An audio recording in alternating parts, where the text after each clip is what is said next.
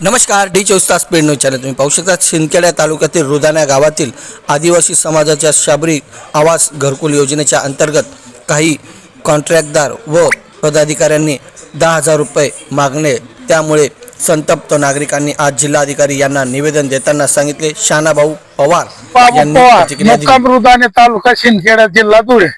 आमच्या गावात सगळे आदिवासी लोक आहे, तर त्या लोकांकडून चत्रेराव साहेब इंजिनियर पंचायत समिती शिंदखेडे हे येऊन 10,000 घेतात, तरच काम करतात। कुठेही बांधा, कोणाच्या शेतात बांधा, आणि पाया सुद्धा नाही। सुनील किसन बिल, निवृत्ती आसाराम बिल, रामभाऊ दामू बिल, संजय भटू बिल यांनी सगळे पैसे, बरेच पैसे घेतले, पण पाया सुद्धा नाही। असा अन्याय नको पाहिजे, अशा अधिकारीवर कारवाई व्हायला पाहिजे। नाही, कुठल्या संदर्भामध्ये त्यांनी पैसे टाकले? हे शबरी आवास योजना वरती आणि किती लोकांचे घर मंजूर झाले तरी 10 लोकांचे झाले। मग तुमची काय तक्रार? आमची तक्रार अशा अधिकारी नको पाहिजे आणि यांच्यावर कारवाई व्हायला पाहिजे।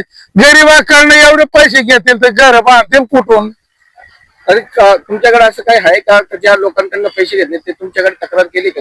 आमच्याकडे मी सभासद आहे गावाचा 40 वर्षापासून।